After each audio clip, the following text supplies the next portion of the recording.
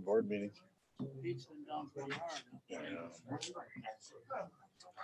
Yeah, he sounds.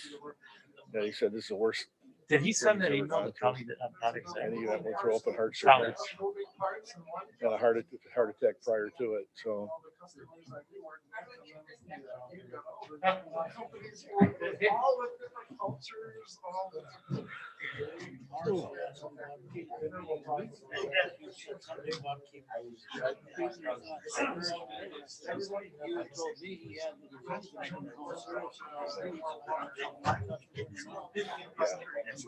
Yeah, you can call him. I got a number for him now if you want to talk to him, but like I said, he's not going to be able to talk very long.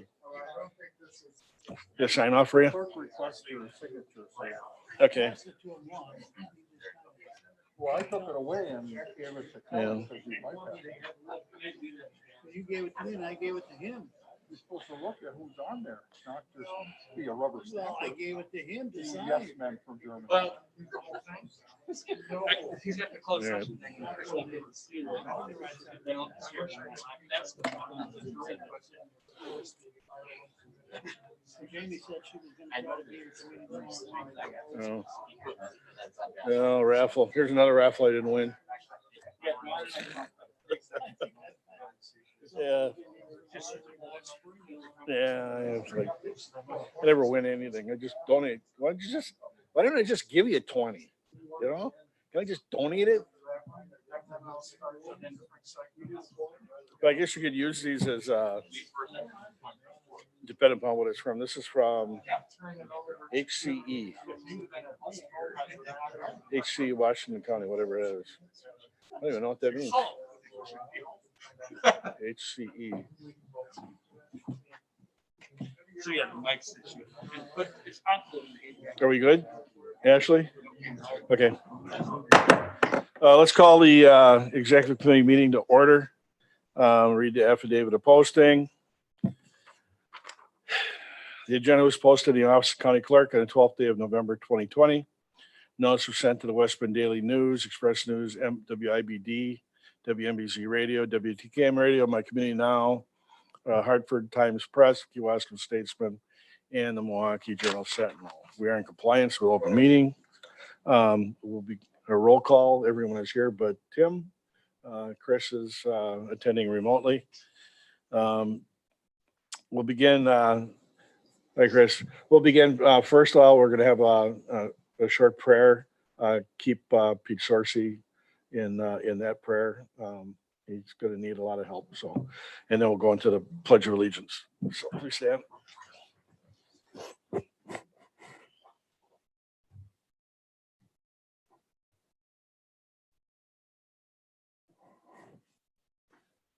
I pledge allegiance to the flag of the United States of America and to the republic for which it stands, one nation under God, indivisible, with liberty and justice for all.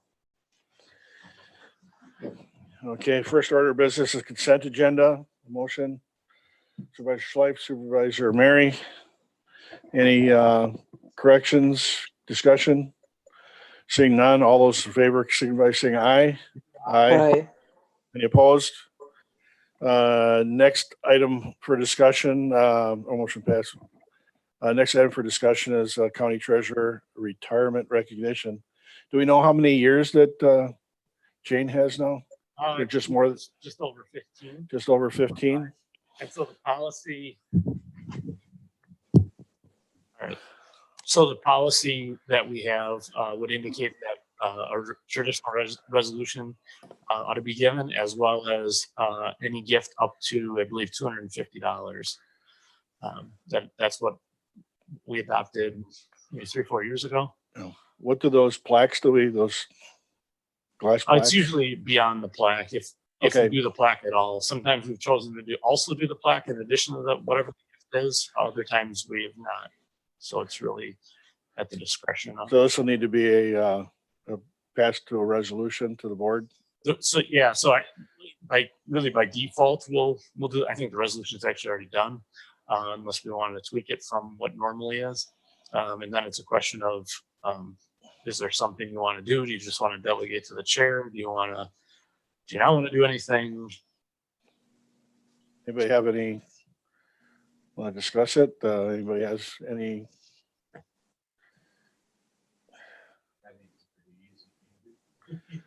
Yeah.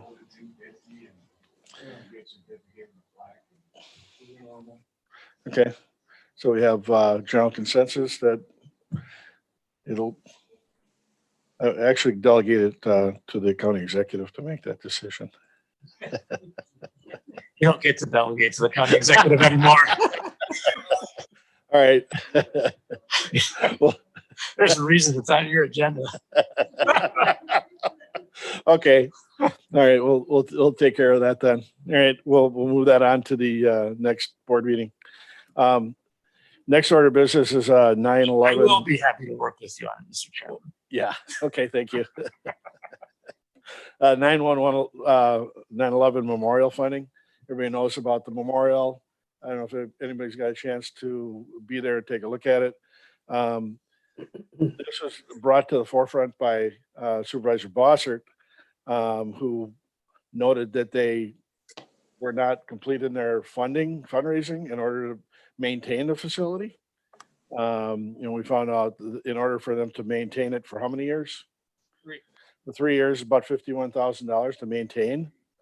So Supervisor Bossert came up with the idea of doing a matching fund grant, which would be 25-5, give them the opportunity to go and make a few more asks to make certain that this nice 9/11 memorial remains in good condition. Having people attend it, it's not. It's more of a quality of life issue that I foresee this being. Our fine county executive put a lot of his money donated towards it.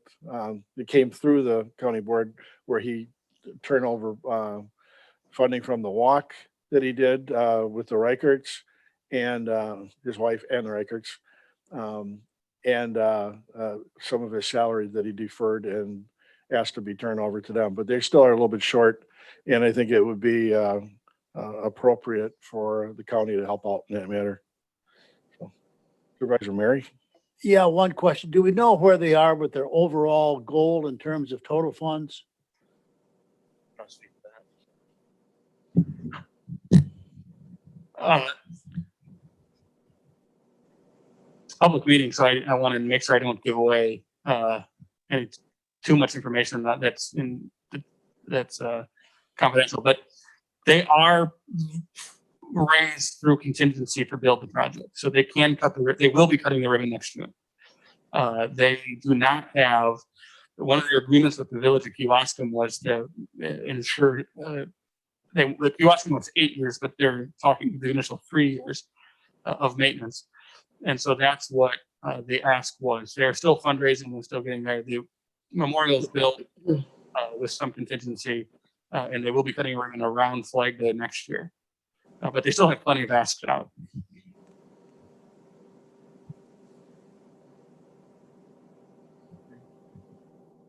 Supervisor Bossert? No? Oh, Supervisor Dice, sorry. Oh, thank you, Mr. Chairman. With all due respect to the 9/11 memorial and all of those who died then, as well as that memorial also honors all our veterans. So with deep respect to that body up there. And I've even purchased a paver in honor of my father, who was a World War II veteran and was born and raised in Kewaskum. I do not feel that this is an appropriate use of county taxpayer dollars. I think we're setting a precedent with this, that there are a lot of very good nonprofit organizations out there that are doing a world of good, actually serving people who are living and struggling, that funds should go that in that respect, and that anything that has to do with the 9/11 memorial, that's up to individuals to donate and give what they can to make sure that this goes forward. That is my feeling. I just don't think taxpayer dollars should be used in this respect. That's all. Thank you. Thank you. Is there any other discussion? Supervisor Bossert. Okay, I look at this and I think this is going to be a benefit to the whole county. It's a one-time assistance to help make sure that this is able to get done. I think it's our privilege to be in a position where we can offer to support this and have that offer accepted. So I would ask everybody to support this, recognizing that this will benefit the entire county. Thank you. Supervisor Dice. Well, I think we also need to keep in mind that because of this pandemic, there are a lot of people suffering right now. And if dollars go anywhere, it should be to help businesses get through this, to help families get through this. That to me is much more important, not downgrading in any way whatsoever the 9/11 memorial, because it serves a great function to make sure that we always remember what happened and that we thank all our veterans all the time. So that's it. I'll stop now. Thank you. Thank you. Supervisor Kelly.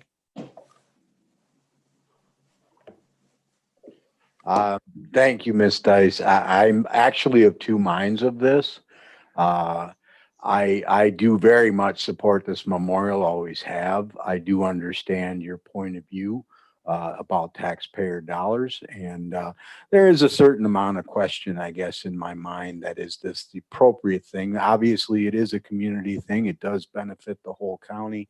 So I kind of would disagree on that point, but then again, I understand what you're saying, where it can open up a whole can of worms that we may not want to open as well. I think I'll have to do some more thinking on it, but I do believe that this is something that I would push forward to the full county board and take that time to really reflect and think about how I feel about this a little bit more. But I think overall, this is definitely something that does require a good amount of thought and input from the full board. Yeah, and I think also, Supervisor Dice, we are doing the microloan program for businesses, so we are stepping up to help the businesses. And in regards to other nonprofits, this is a state. I mean, we worked with our legislators to get that highway designated as a 9/11 highway and the 9/11 monument as state too. So I think it goes beyond what and I don't want to downgrade any other nonprofits. Everybody's helping. But this one is kind of a little bit above and beyond. It's a monument for everybody to come. And I think to me, it's money well spent to ensure that it stays as a destination, and that not having it fall into disrepair. I mean, so many other monuments, they're great. You get the money, you put them up, and then the grass grows, and weeds blossom, and it becomes like it's not a nice place to visit. So that's where I'm coming from on this. So Supervisor Schleif. Thank you, Mr. Chairman. I agree with most what everybody said, and I'm on the fence more than ever. Chris makes some very good points. This is an awesome cause. It's a wonderful thing we need to remember, but I have friends in Kewaskum that are on the other side of the fence. They don't like the crowds, the people coming to Kewaskum. So I guess what I would like to do is postpone this a couple months. Let's get through the holidays and see what we have for explosion in COVID, if there is one. Let's get the vaccine in place, get to where we're looking at rosier times again, and then we can better justify spending any taxpayer money for a worthy cause like this. But I don't like the timing. I think is the main crux for me.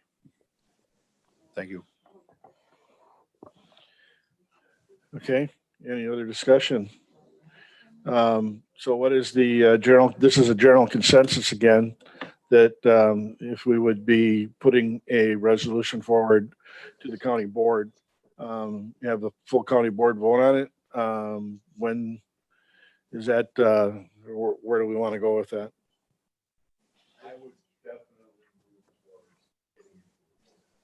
Yeah, So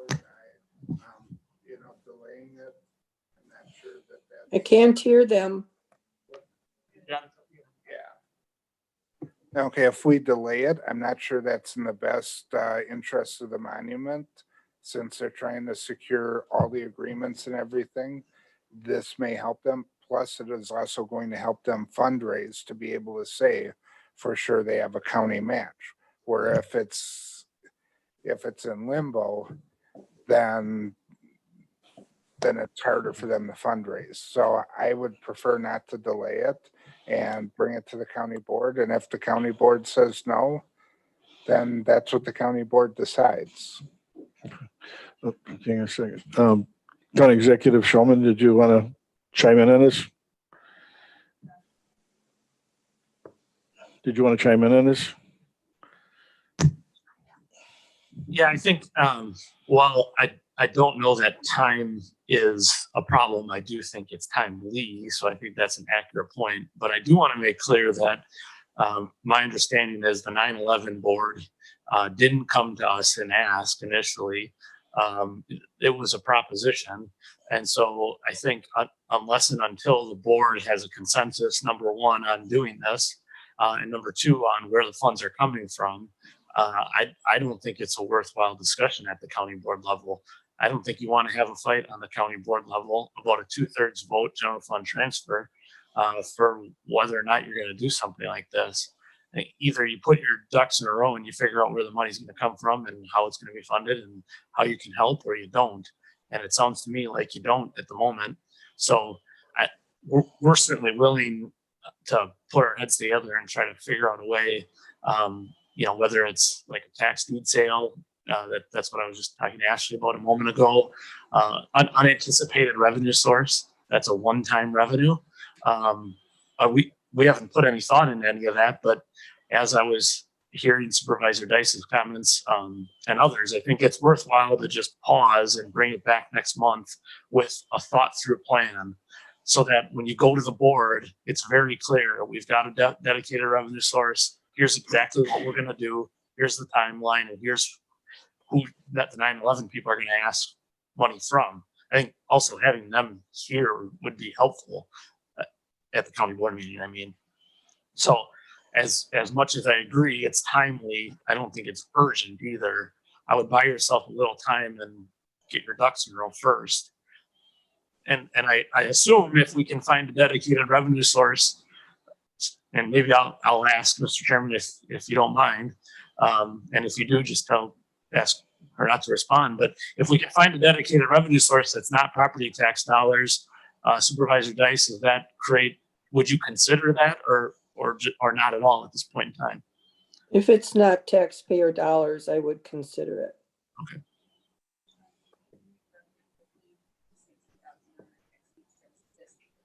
Okay.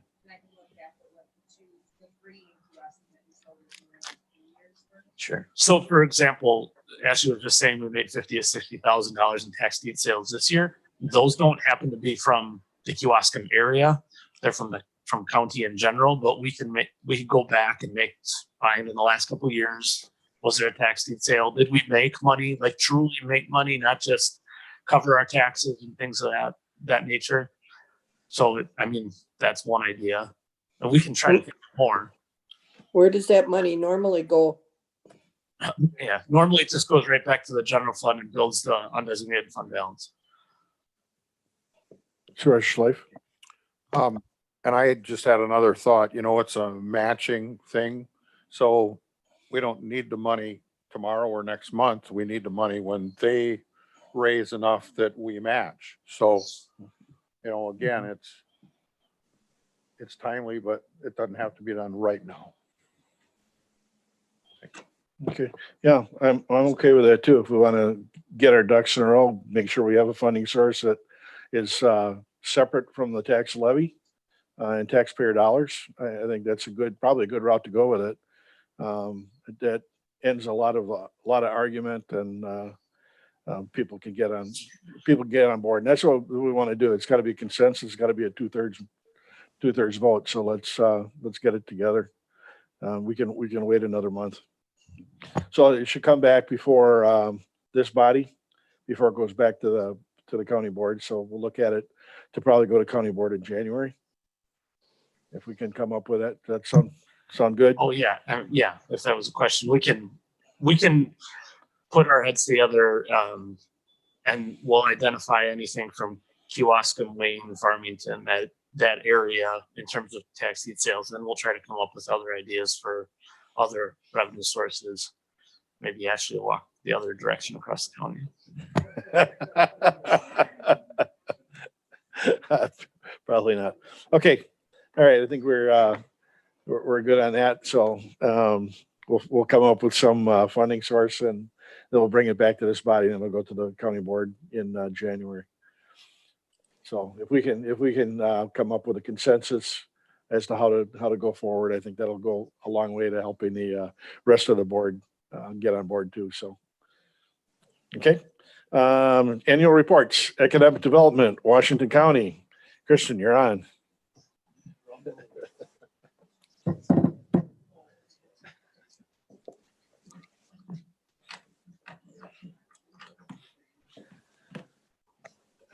You guys know picture.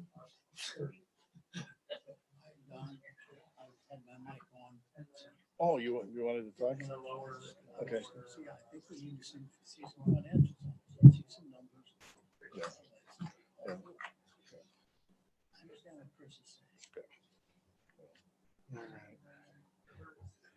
I'm fine. I want everybody to get on board rather than, yeah. We need to be a unified. All right. Can Christine see everything now then? Yep. Yeah. Can you see that, Christine? It makes a difference if we're all in this group. All right. Should say Mayor, Supervisor Dysek. Yes, I can. Sorry. Long history there. Not sure what to call you. Just late for dinner, I guess. All right. So this is the second time we get in front of you every year. The one time we get in front of you is our general annual report, State of Economic Development. This is a deeper dive into the revolving loan fund portfolio. We close it out with a closed session opportunity to look more closely into the portfolio, some specific borrower items and risk profile there. But this gives you a topside view of what's new, what the general performance is, and where we're headed. So with that in mind, it's really three parts this evening. We're going to, again, give you that sense of what's new, how we're leading the way. As you know, ever since EDWC really came about, it's been about how do we advance Washington County so that we're not following, we're leading, not just in Southeast Wisconsin, but in the state. And the good news is our performance over 2020 continues to demonstrate that leadership, along with some of the new innovations that you guys have been a part of enabling. And then, like I said, we'll have a closed session on the risk review. This is all about building that growth engine. If you recall, the county executive, before he was county executive, talked about doubling down and creating a mechanism to have a self-sustaining driver of growth. And that's really what this loan portfolio has been able to do. And you'll see in a moment, we've actually been able to successfully accomplish that. You see it not just through what we're saying, but through what the market is saying. And I know I underscored this in our annual report, but it's worth noting that one of the core drivers of what you're seeing and the attention that Washington County is getting has been created through this program that you all several years ago now piloted, and it's up and running and moving very successfully forward. It's worth remembering, where does this fit in? It fits into what we call the capital stack, and there are a variety of ways that the public sector invests or engages or participates in economic development programming, participates in that financial capital stack for any given project. And what you see here is a listing of ways from the least vested, meaning obviously if the private sector does a project and doesn't have any public sector engagement, you've really not invested anything and have only gotten immediate return. That's one bookend, all the way to the other bookend, which is you could be giving out grants to support economic development. Obviously, once those dollars leave, they're invested and they're gone. A loan fund is right somewhere in the middle. Yes, you're investing dollars into a given project, but those dollars are getting paid back with interest, obviously, in addition to other return on investments you're getting through new tax base being a principal one. And of course, wage growth and so on and so forth. Am I moving that? I'm not trying to. Oh, okay. Got it. It's not wanting to advance here. All right. So, did we?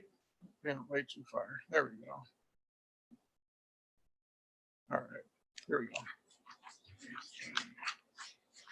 So, most of you, I think we've presented, done the RLF presentation last year. Most of you were here at that time, if not all of you, but just as by way of a refresh, the typical loan process looks like this. It looks like what you see up here.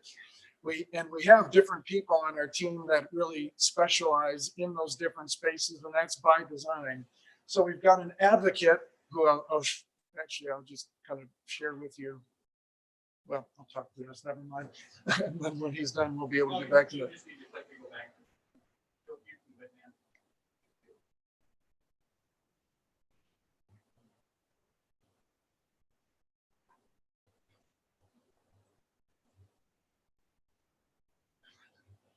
So this is the team. You've got a few of us here with you today. I'll come back to that process in a second. Obviously, I think many of you have met Pat before. He's been with this organization before I have, as one of our founding board members.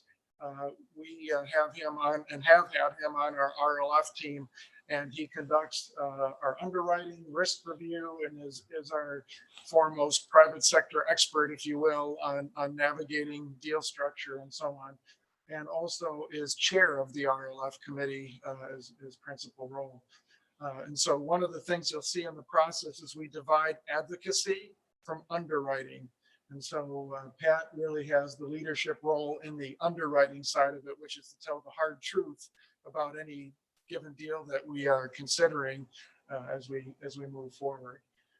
Once it gets through all of that and we're on to servicing the loans, they really deal primarily with Sarah Stern here, who you see unmasked in that picture up there. She has really been able to develop just a phenomenal relationship with our borrower group and continues to engage them throughout the servicing process, not just in compliance, but in learning more about their business, other ways that we might be able to help, kind of a heads up on what's going on in the market. So just a huge resource, a huge contact, and a foremost point of expertise as the loan continues to be serviced. So like I was mentioning, and the one person who's not here at the moment is Andrew Haas. He's our Director of Business Development. Andrew and I are principally the two advocates that guide projects through the application phase. It's for the standard loan portfolio. It's nothing unexpected. It is what you would expect from any other lender. And it's also as deep as what any other lender would ask for. So it does require some navigation, but more than navigating, we really help build out the case and essentially serve as that borrowers or that prospective borrowers advocate in loan committee. It then moves on to underwriting, where Pat takes an independent review. He has not heard our take on it. He's not seen even our cover memo typically at that point. He does his own deep dive based on the raw data and the raw material in the application. It then goes on to the committee as part of the underwriting, where the real magic happens. It's more than just a review. They take a look at it, they poke the opportunity apart, really take it apart, and then build it back together in the form of a deal structure that creates a win-win, and we'll share with you how that happens. That moves on to a term sheet, which is basically our offer to the prospective borrower. If they approve the term sheet, we go on to close and distribution of funds and servicing. The county's engagement is principally in one spot, actually two spots in that entire continuum. You do have a representative on our RLF committee, as Pat will speak about in a second. It's an administrative representative on the committee, so they get a very inside, transparent view of everything that's going on in the process. And then the other place that the county engages is on distribution of funds. Obviously, the funds move from your bank account into to the borrower in whatever way we've defined in the term sheet. And then payments come back. So I guess there's three spots in servicing. As payments come back, they come back via ACH right back into county funds. So we don't touch the money. That all happens through you. Pat, would you like to take a moment to speak to the committee? Can you go back to the team for a second? Sure. I love this picture because we live in a marketing world. And obviously we know to put the pretty people in the middle. So moving on to the revolving loan fund committee, a little bit before then, let me do this. First of all, I'm a business owner in this county. I am proud of this county. I am equally proud of this board for what it's done. When I became involved with this organization, the unemployment rate in West Bend was 13.4%. We had something, not a big thing, but something to do with the performance of the economy in Washington County, because all the efforts that you folks have put in and the trust you put into EDWC. We like to think we had earned that trust along the way by having great people and a great structure. Talking about structure, the revolving loan fund committee was set up in a certain way to keep it different than the county that was sponsoring it. Meaning, we put up a Chinese wall about responsibilities. I'll get into that in a minute. But more importantly, what we did is we kept things where they needed to be belong. We wanted trust that the county had in the committee, and we kept you as fiduciary responsible for that. Meaning, you see all the cash coming in. You'll know if a customer of ours or portfolio client doesn't get paid first before we'll know. That's good management, good see-through transparency. Kristen talked about the fact that you have a member that sits on the committee. I agreed to take on the responsibility of the committee. However, I said without the transparency of the county sitting on the committee, I wasn't interested. Why? Because I don't have to deal with all the politics then go through. The individual's in a tough seat. They have a responsibility for the county sitting on the committee, but they're locked in on a confidentiality agreement that says they basically can't see anything or they can't talk about things. So it's a counterbalance that's always seemed to work well. Christian came on board and came up with a great idea that we ought to get some type of documentation in our hands that protects us from public disclosure. If you're going to have a portfolio client, they're going to share things with you, including financial statements, trade secrets, things like that you try to underwrite through. What you have to have is the fact that no one can pierce through that without a significant amount of effort. And we've done that. We've been graded as a low probability of a quasi organization by Quarles and Brady. That's been one of the pillars to our success as well, too. Like I said, we talked about the fact that members of the committee have to sign confidentiality agreements, conflicts of interest statements. We've had no issues with that with any member. They always declare if they've got a conflict, if they saw the deal before, whether their bank's involved with the deal, we clear that through nice and neatly before we even begin the application and review process. Who sits on it? I'm not going to tell you. Reason. These individuals, I didn't want influenced by anybody associated with the outside world. So we keep the people very tight-lipped about who they are, but I will reassure you a couple things. We got some of the brightest bankers on both sides of the perspective. One, some aggressive bankers, and two, some very conservative bankers. And we have an outside legal counsel that I would imagine has done maybe 500-600 deals in his career. So that's an additive to the process that we really do enjoy. Again, that's the structure. We believe in it. And our secret sauce is part of that. You have the issue about the qualifications of the committee. Put them up against anybody that I know in the state of Wisconsin.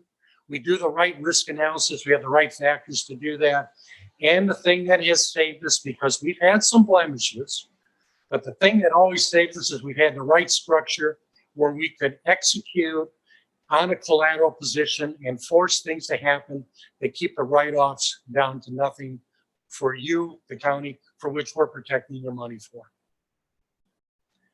This is a little detailed slide, but again, what it basically speaks to is you have a fiscal agency, you've got the payment status and to report back in, you've got the responsibility for investing in the undeployed funds. The revolving loan fund committee basically has the responsibility of executing like a bank. It's got full responsibility for the risk analysis, the go, no go, the collateral positions, the review of the documentation, and the execution if in fact we get into any trouble on any type of impairment on a loan. So again, I think it's something that has survived the test of time. It's gotten better over time.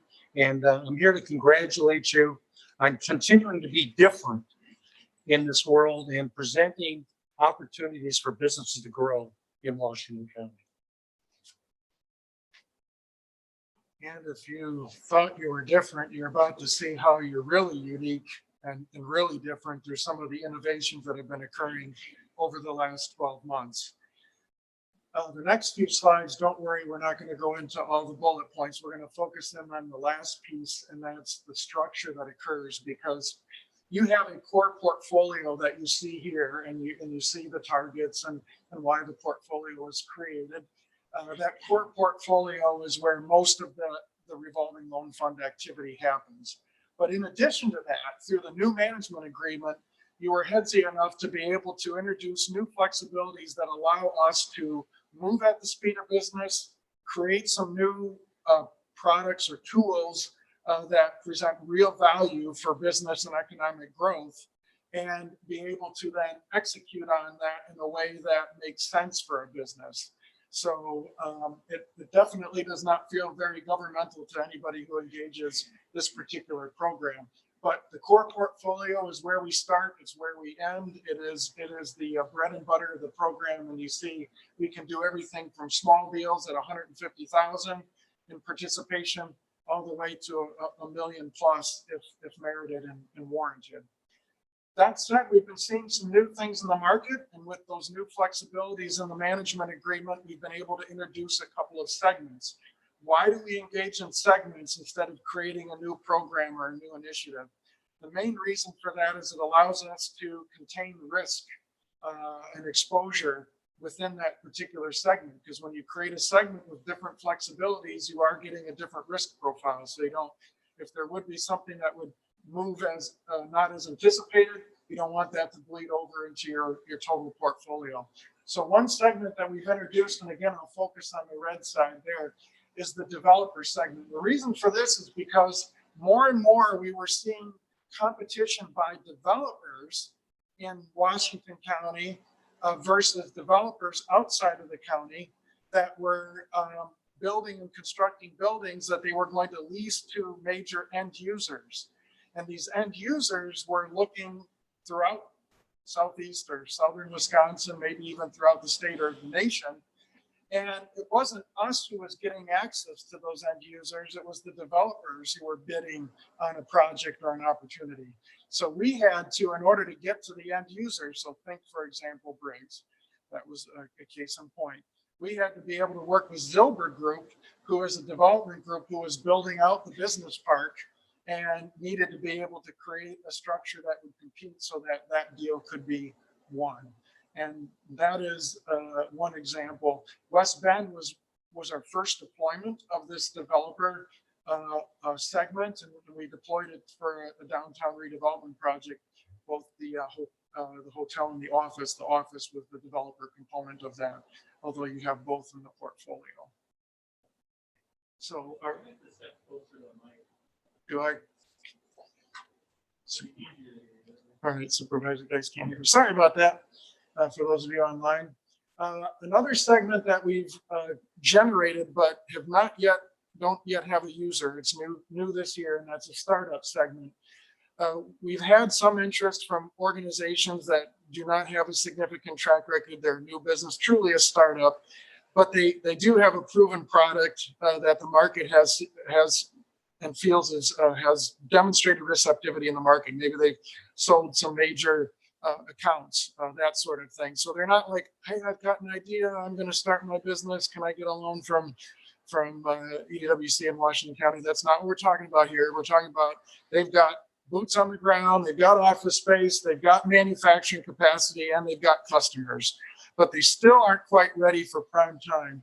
We've got an opportunity to be able to help them out. And again, we limit that segment so that should something not play out as anticipated, again, it's not disrupting the entirety of the portfolio. You can see we keep the loan amount small, 100,000 or less, but we also have some flexibilities in there, such as we can do different things with amortization, or we can do different things with the collateral structure that makes sense for a startup.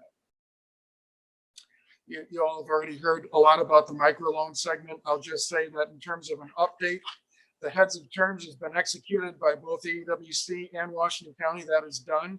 We've got the amendments to our current management agreement, because obviously the flexibilities that this requires are not a part of the current management agreement. Those have already been drafted by our legal counsel. They've been reviewed internally, and we're going to be handing those over to the county for its consideration this week.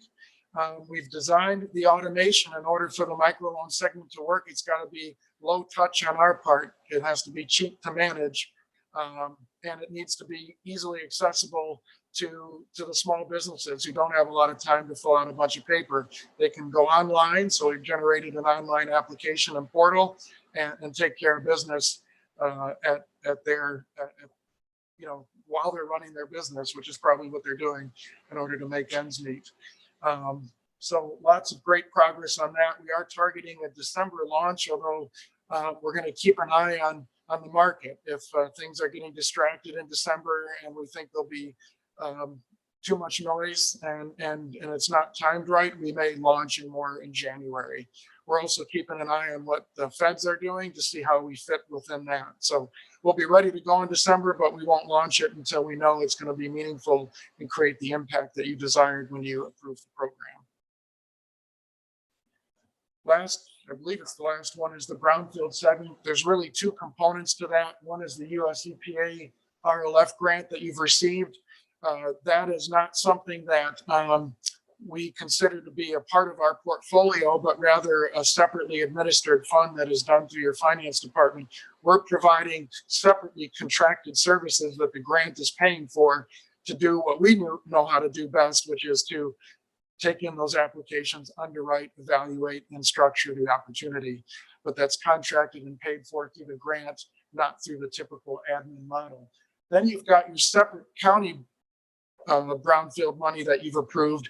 And one of the reasons why you were really getting out in front on that is, as we've learned about the US EPA dollars, they're pretty darn onerous to use. So it's going to be a very unique customer and a very unique project that it'll fit for. When you find that one, it's going to be perfect, and it'll really generate some serious impact. But it's really not your everyday redevelopment where your redevelopment program, your site redevelopment program has found huge success. For that, your dollars that you allocated really are going to be able to drive that forward. And you can see that we're looking at up to 250,000. And for that, we've right now got a heads of terms that we're negotiating with you guys to be able to administer that within our current portfolio. So with that, I'll pause for a second and see any questions on where we've been taking things over the last 12 months since we last talked, some of the new innovations. We were joking, and I can't use the word because it's probably word public here, but we have a new stuff sheet, except it's not stuff is not the word that we use. Of all the new stuff that we've created here in 2020, we're looking forward to leveraging all that new stuff in 2021 and maybe doing less of the new creation and making sure all of our customers can take advantage of it and fully impact like we want to. So if there are any other questions or comments. Not everything in 2020 is bad, is it? No, definitely not. Some serious opportunity. some comments or thoughts or questions or something you'd like to ask about? I went through those last slides really didn't without too much depth, but you had them. Nope, good. All right, on to performance, I think.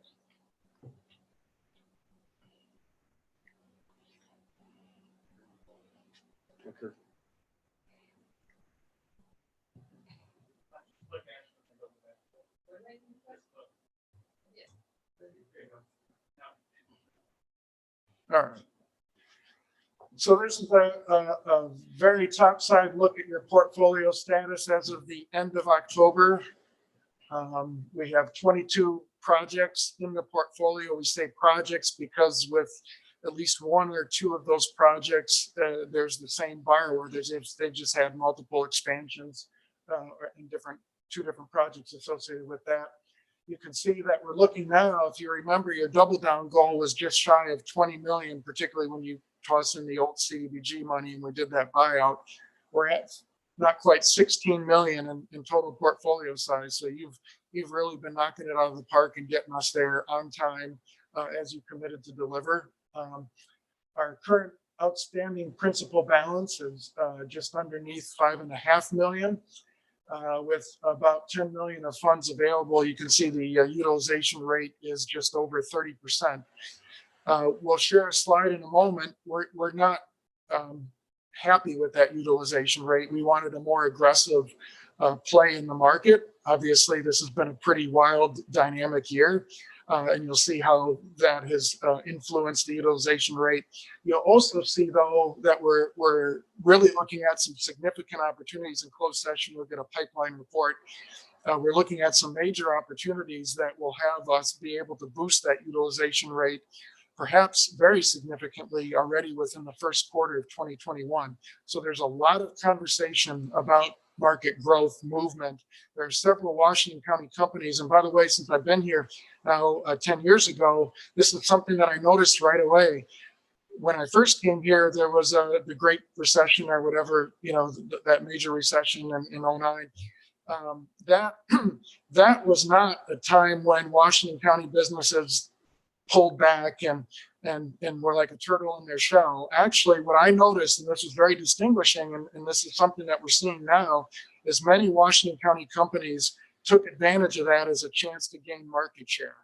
They were going to disrupt. They were going to get out in front of this and take market share. And we're seeing that again in this current uncertain environment.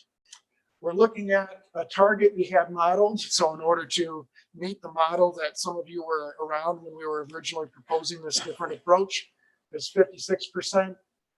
If we include our high confidence pipeline items, we're not quite there, but obviously much closer than we're at right now. What matters, though, is the impact that you're creating. It's about that economic growth. It's about that return on investment. This is just looking at 2020 closed loans. So just as we were really launching this, we've had our stress test. So in case you're wondering, when we modeled this, we did, what we think is going to happen. This could really happen if some factors work in our favor. And then here's the oh crap test, the stress test. Well, right out of the gate, we had the stress test, and we've been holding strong, which only spells well going forward. And you can see here that despite being in that stress test, huge ROI, 15 million worth of new capital investment into the Washington County economy. Look at those wages, over 41 million in new annual wages that are coming through the 2020 projects that we've been able to push through.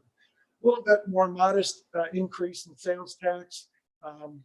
We're looking at some projects that are going to have a higher impact on sales tax. These were a little bit less than that, but 3.1 million in net public fiscal benefit when you take everything into account in 2020. That's 2020 only. So when you talk about that economic growth engine, it's pumping even under stress.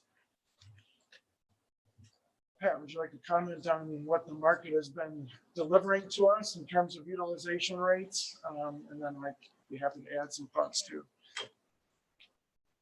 What an interesting banking environment we're in at the moment. It started off, I was in a private equity conversation, and they brought in one of the largest banks in Chicago. And the message was quite clear: hunker down, don't think about changing banks. There's no new money out there. And it's going to be a very difficult environment for those that wish to grow the business. Things have evolved slightly since then. I'm finding that national banks that we have the privilege of having here in Washington County are getting a little bit more relaxed. However, the regulatory side of things puts pressure on them to only do good deals.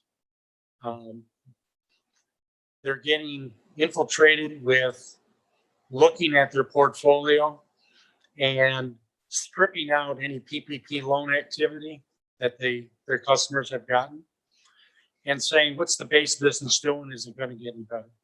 Well, the good news is at the moment, there is a crescendo of sorts from where we troughed in economic activity, and most companies are doing well. There are a couple of them that are hitting it out of the ballpark.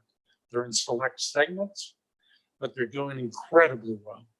And there are those that are struggling. Some of the authorities that I've had a chance to talk to have basically said, if you're at 90% of your normal sales level, you're successful. Most of them are somewhere in the 80s. And like I said, a couple of them, I know several of them are 110, 120%. So it's an interesting environment. What does that do to us? When the banks don't want to play, that usually is good news for us because we're filling the gap that they don't want to play. However, we like to have them along for the ride because they have a vested interest in sorting out deals for us as well. So from a utilization standpoint, COVID's had a big impact. It has cut down the deal sizes. People are a little less aggressive. The unemployment rate has had some impact, but the competition for capital sources, I think at the moment, it's significantly poised to help us as things start getting better. And I'm hoping that's what exactly our future has for us. The things that Christian had brought up about your different portfolio segments, whether it be startups, whether it be the microloan program, all that is going to help us advertise what we can do for a company. And hopefully they're going to come back to us when they mature and come out of whatever cycle they're in at the moment. So from my view, I'm not disappointed in the utilization rate that the portfolio is at the moment. I'm, I guess, very confident it's going to get better. I just don't know when. And if someone can answer me when COVID's over, I would be glad to give you a better timing than that. So the only couple of additional points that I would add to what's happening in the market that's affecting use of the portfolio. And there's a few that are increasing some opportunities and others that are putting downward pressure on utilization of the portfolio. One of the things that we're seeing in the market is it used to be that we could turn a deal from start to finish maybe in under 30 days, 30 to 60 days tops. And it was a fairly rapid turnaround. Today, we might get interest in an opportunity, be working that interest, fielding an application, working the term sheet, get a signed term sheet, and we could have several months between a signed term sheet, meaning they've accepted the deal structure, and when they're ready to pull the trigger. So something that used to be 30 to 60 days in terms of a life cycle before it gets into the portfolio we've seen some now that are 8 to 12 months tops. We've got one that we started in the end of 2019 that we're going to close tomorrow. So that's the kind of cycle we're dealing with, which obviously has an impact then on utilization. It also has, it's a signal for what's to come though. As the market changes, we've got all of this pent up activity already in the portfolio, plus what's new. We could see a big burst coming. I'm anticipating in 2021. And what's driving that are those new program flexibilities. One last thing, despite the talk of COVID, we don't hear too many companies that are using COVID as an excuse for performance. The thing that they're still seeing as a throttle limiter is workforce participation. If you remember, what was it, a couple months ago when we last were together, showed that workforce participation chart. It had a comeback, but the comeback was still, and it totally came back, but it was still low relative to the last few years. And that participation is causing issues with finding the right people to fuel your growth. And that continues. Pat, would you be able to speak to how we risk score? And this is important because when we give you an overall health scorecard, and then you look at the specific borrowers in closed session, this is what we mean. When we get an application in, obviously there's financial statements, a business plan, personal tax returns, corporate tax returns, personal financial statement. That all comes into the blender. But when it comes down to the subjective things about go, no go, I'd like to think that a couple of those items up there, management quality and probably the financial condition of the company are the two key things that you really hone in on. More on the management quality. We don't typically look at management that's had a questionable past. And believe me, with 6 bankers on the committee, they've seen virtually all the companies in Washington County. They've created a perception of whatever applicants come in, and they share that freely with us. So although there may be what appears to be 8 items there, the important ones for us that we really hone in on is what's the gut feel behind it. So, but the other thing is when it comes to structure, we want to make certain that there's adequate collateral to protect us in the best way that we can see. Sometimes that's taking collateral beyond the personal guarantee, whether it be a second position in a real estate company for which that is owner occupied, or it might be something like a letter of credit that we put into play that saves us in the event that something disastrous happens.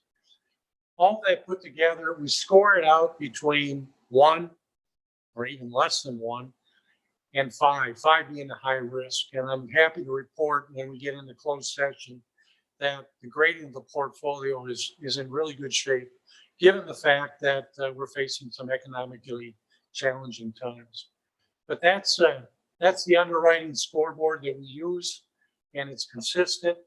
And I think it gives the committee a first look for which to form their opinions from. And by the way, one thing I didn't tell you about the committee, I asked them whenever they can get a new member on board, I asked them just do me one thing. All I want is one thing as chair. I want you to be openly honest with your communication. If you're holding back and you have your personality is one to hold back, don't show. I want you to be honest. I don't care how difficult it is. Get your opinions out there because we have a way of blending that all together to get to the right answers. I think you guys as deal structures and the committee members has way more fun than us as advocates on the hot seat for these deals in committee, that's for sure. So this is something that you've not seen before, and it's really a function of experience. What have we learned in having managed this successfully and having managed some borrowers and some situations that didn't go the right direction, that certainly didn't go as anticipated, but we were able to navigate through that with a successful outcome for the county, which when something goes in the wrong direction, that means that you're getting your principal back and not incurring, and maybe even getting some of the expenses that were necessary to take this in a litigious situation, get those back as well. But what we've discovered, and we knew this, but we didn't know to what extent that it mattered.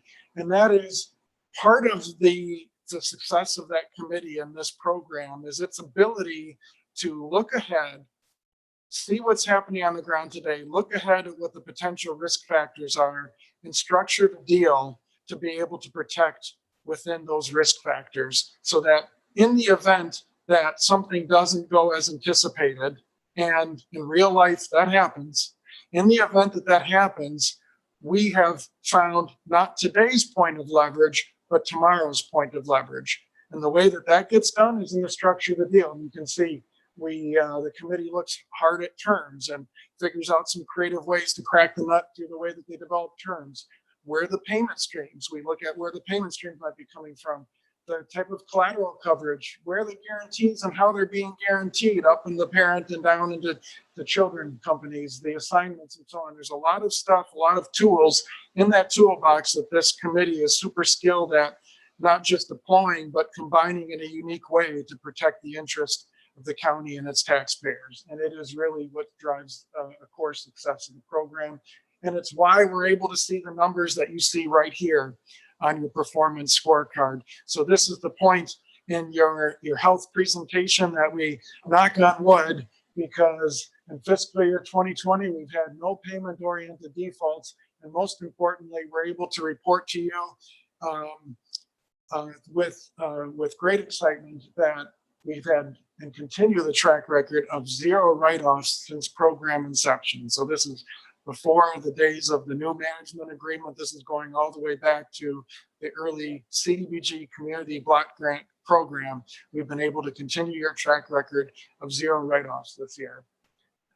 You'll see that we're at 85% compliance. What that means is that part of the borrower agreement that we have with any new loan that we issue is they've got to provide us with regular financials and other records as part of maintaining that deal structure and monitoring the health of our borrowers. And that is, believe it or not, it isn't always easy to get at. We're not the first priority once the loan is issued and running their business is meeting some of these compliance. But thankfully, Sarah has that really strong relationship with our borrowers, and they work with her generally very collaboratively, giving a compliance rate that's very high. If you were to talk with bankers, they might blush that theirs is not quite that high in terms of full compliance. So that's all good. We have had to issue a job penalty this year. So we are seeing some difficulties on the part of companies to meeting job performance requirements. We do get flexibilities, but there's occasionally a time when we know it's never going to happen and they need to move on as well. And in that case, we'll negotiate or navigate the job penalty. So we did issue one of those this year. We have a very low balance that's in the concern rating. If you remember that category, there's a low percent of your outstanding balance that's in concern. It's under 10%. And the risk score is in the moderate range. So there's even some room for us to take a few more risks within the portfolio. Hence why we've got some of those segments out there. It's a very conservative, looking really pretty good right now, all things considered. Pat, would you like to speak to the loss reserves? We do have a requirement. I'll just tee Pat up here a little bit. In our management agreement with the county, part of the structure in the partnership is that we would maintain a loss reserve on your behalf. And you can see in those bullet points the requirements that we have per the management agreement. And I'll Pat will report out how did we land. We had the first full audited year where we had to post a reserve. How did that go? And what are we seeing now in 2020? Pat? Well, what we came up with is, given our write-off history over an extended period of time, one could make an extreme argument that we need 0. That's not practical. In gap financing, for which is what we're doing, the typical write-off rate over a long term is somewhere between 2 to 4%. So what we did, quite honestly, is we said, we're going to take our current experience into play, our principles for which have driven that performance, and say, we're not at industry standard. We're going to be at something a little less than that. And we're going to build that reserve over a period of time because we know it's just a matter of time. I sit up here every year and I marvel at the fact we've had no write-offs. I know better. I know there's going to be a day we're up here and there's going to be a whole different story and we're going to have to answer some very difficult questions. I'm here to tell you it will happen. And what we need to do is start building that loan loss reserve so that we can absorb it when it does happen. The interesting thing about the loan loss reserve as it relates to our entity is that the committee comes up with its best estimate of it. And as of right now, we have no specific cases. Typically, loan loss reserves are based upon 2 things: specific customers and portfolio clients that have a known problem and a known collateral shortfall. We don't have that at the moment. And then a general reserve that says, you know what, it's coming, you ought to set up something. So we had an interesting conversation. The committee advocated for a reserve of 50,000. And then when it got past the auditor's eyes, they said, no, we're not going to buy that. We think it's higher. And there was active debate. And what we came down to was to accept their premise. And we set aside 100,000. So I'm going to go through the same exercise again. The committee's going to take a look at some of the scoring that's transpired over the last 3-4 months for performance through half year. And then we're going to come up with what a committee recommendation is. And then the auditors are going to come in and challenge them. That's their job. And we'll either win in defense or we'll put up more of a reserve in accordance with getting their clean opinion signed. And so in the blue box, you see our case to the auditor. So yeah, we're prepping already for their visit. We have had no 2020 draw in our reserve, so we set aside that 100,000. There's been no draw. There's, as we talked about, no principal loss since program inception. We set up a deferment program for our borrowers. So remember the new stuff sheet? That was one of the new stuff. So when there was stress in the market and we didn't know where COVID was going, we set up a deferment program where they could defer some of their payments during this difficult time. Not one borrower took advantage of that deferment program, not one. They've all been keeping on their payments throughout COVID. And we just shared, and you'll see in closed session, we've got a favorable outlook for our risk review coming up here at the end of the year for 2020. And the newcomers that are in our pipeline are also, with a couple of exceptions, they're also pricing out and risk scoring pretty darn well. So we think there's a strong case to keep that at 100,000, particularly since we took a huge bite last year. We hope to not have to take another huge bite again this next year. We'll see. All right, with that, concludes the open session portion. Be happy to go into closed session or address any questions you might have while you're still in open session. Sure. Next meeting date, December 16th, 2020, 4:30 p.m.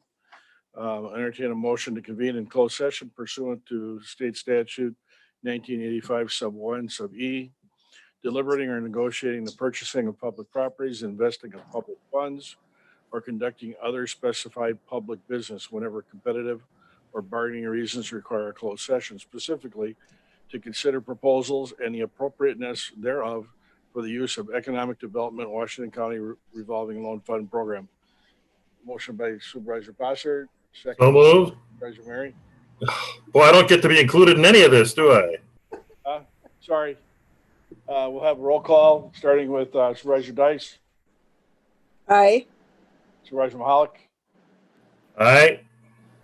Aye.